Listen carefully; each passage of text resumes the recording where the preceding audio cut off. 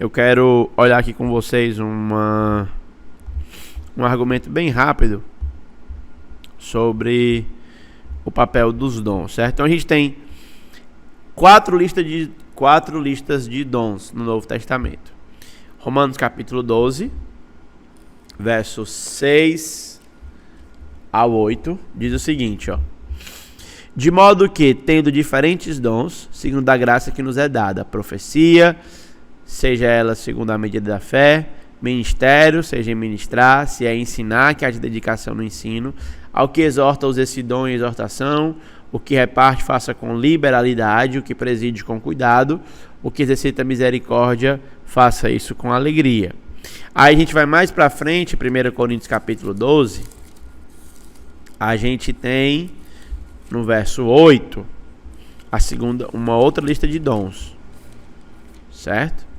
Que diz o seguinte, ó: porque a um pelo Espírito é dada a palavra de sabedoria, ao outro pelo mesmo Espírito a palavra de ciência, ao outro pelo mesmo Espírito a fé, pelo mesmo Espírito os dons de cura, a outra operação de maravilhas, a outro profecias, a outro dom de discernir, a outros o Espírito e variedade de línguas, a outro interpretação dessas línguas, certo? Aí vai para na frente, verso 28, diz assim: E a uns pôs Deus na igreja primeiramente apóstolos, em segundo lugar profetas, em terceiro mestres, depois milagres, depois dons de cura, socorro, governo, de novo variedade de línguas, e variedade de línguas. Aí ele pergunta: porventura são todos apóstolos? Pergunta retórica. Não. São todos profetas? Não. São todos doutores? Não. São todos operadores de milagre? Não. Tem todos o dom de curar? Não. Falam todos diversas línguas? Não. Interpretam todos? Procurai com zelo os melhores dons, e eu vos mostrarei um caminho ainda mais excelente. Que caminho mais excelente é esse? Em 1 Coríntios é o amor. Efésios capítulo 4 vai falar, verso 11: ele mesmo deu um para apóstolos, outro para profetas, outro para evangelistas e outro para pastores e mestres. E 1 de Pedro capítulo 4, certo? Verso 11 diz o seguinte: se alguém fale segundo as palavras de Deus. Se alguém ministra, ou alguém administre segundo o poder que Deus dá, para que em tudo Deus seja glorificado por Jesus Cristo, a quem pertence a glória e poder para todos sempre. Amém. Certo? Então, essas listas, elas mencionam um total de 20 dons, aproximadamente. Por que aproximadamente? Porque você vai, por exemplo, presidência é o mesmo que governo, né? Profecia aparece 3 vezes, ministério, né? Palavra de conhecimento, palavra de sabedoria. Então, dependendo de como é que você faz a distinção entre esses dons, fica aí um número em torno de 15 a 20 dons, certo? Uma questão relacionada aos dons: todo cristão ele deve ter pelo menos um dom, certo? É o que diz lá em 1 Coríntios capítulo 12, versos 6 e 7. Vamos voltar para lá, para ler 1 Coríntios capítulo 12, versos 6 e 7.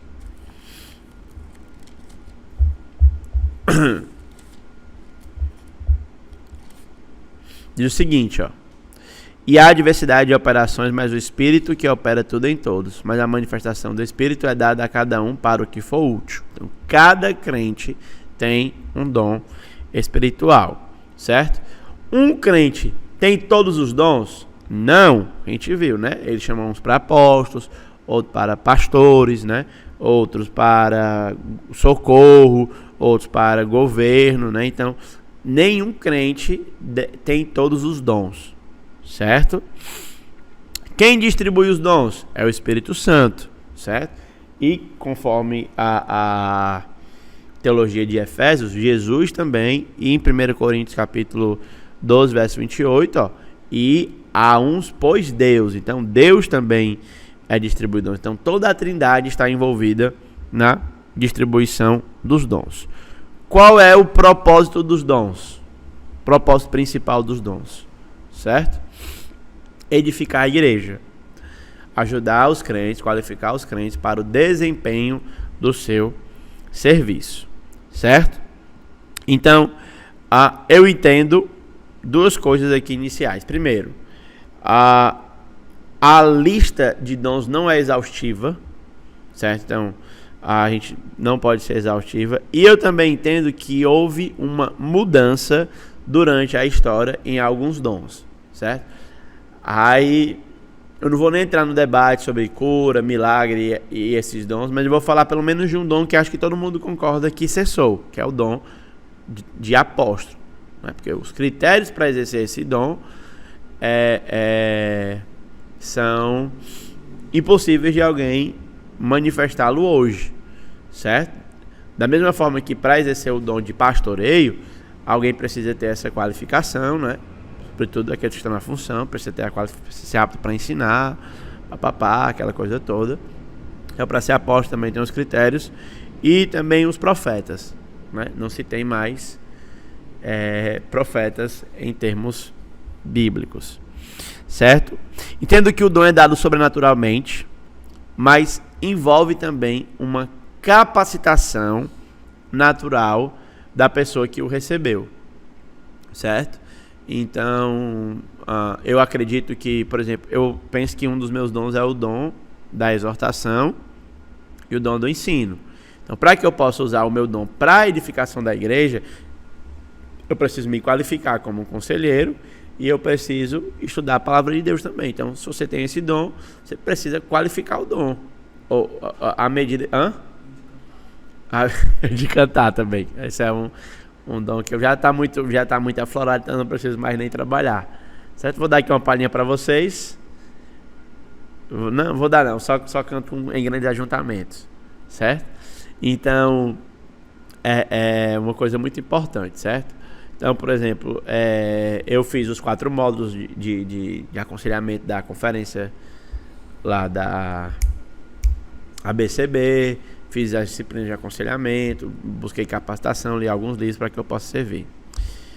Apesar do crente não ter todos os dons, pode ter mais de um? Eu acredito. Acredito que pode sim, Alan. Acredito que a Bíblia dá margem para entender crentes com mais de um dom. Certo? De modo bem prático, certo? Os dons exigem a necessidade de um envolvimento de cada crente com a igreja local, certo? Nós, como um ministério da internet, aqui na internet, o Rafael botou o senhor como pastor, é um bom pastor. É isso, Rafael. Certo? Nós, como pessoas da internet, às vezes o pessoal apareceu assim no começo, né? A internet tá tirando o pessoal da igreja, né? Uma das coisas que o pessoal atribuía como causa dos desigrejados era os televangelistas e os cultos online sendo transmitidos. Mas aqui, pelo menos, nosso ministério tem uma filosofia muito clara. Nós somos servos da igreja. Enquanto nós qualificamos você que está aí do outro lado, seja um pastor, seja um líder, seja um vocacionado, nós esperamos que você volte para a sua igreja local e a abençoe como produto dos seus esforços, certo? A edificação da sua igreja, certo? Se você tem um dom e você é omisso no uso desse dom, você está em pecado contra o Senhor, certo? Você precisa ser consciente do seu dom. Você precisa buscar o máximo que tem o seu dom para se qualificar, certo? Para servir bem e usar esse dom para o benefício da igreja, certo? O critério de avaliação do dom não é a habilidade ou a destreza, mas é a edificação, certo? Do corpo de Cristo. Então, por exemplo, tem algumas pessoas que têm um dom do ensino muito forte, né? E essa pessoa é muito qualificada, é muito capacitada, uma coisa bacana.